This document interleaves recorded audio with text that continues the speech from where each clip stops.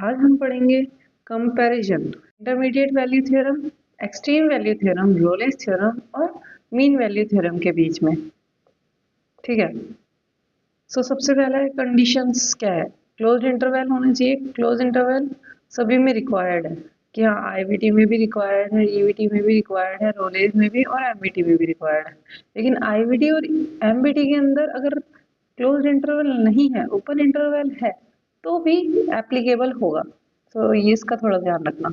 अगर ऑप्शंस में आ जाए कि एक ओपन इंटरवल है और कौन सा अप्लाई होगा, तो आप उसे देखना और आईवीटी और एमबीटी उसमें एप्लीकेबल हो सकता है अगर वो कंटिन्यूस है।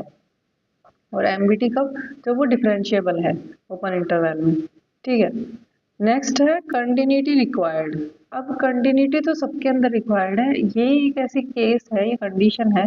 अगर ये कंडीशन नहीं फॉलो करता है कोई फंक्शन, तो इनमें से कोई भी थ्योरम एप्लीकेबल नहीं होगी उसके अंदर। ठीक है। Differentiability required. अब डिफरेंशिएबल किस किस में रिक्वायर्ड होता है, एक रोलेज में थ्योरम में रिक्वायर्ड होता है और एक मीन वैल्यू थ्योरम के अंदर रिक्वायर्ड होता है। और लास्ट ये जो स्पेशल कंडीशन है F A is equals to F B, ये सिर्फ रोलेज के अंदर मतलब रिक्वायर्ड होती है ये, है ना। अब इसके अंदर क्या है, जो रोलेज है वो एमबीटी का ही एक स्पेशल केस है।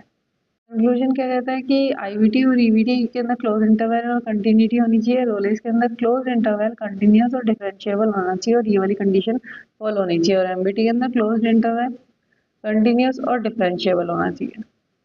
कंडीशंस क्या है, ठीक है, सभी थ्योरम्स के अंदर क्लोज इंटरवल चाहिए।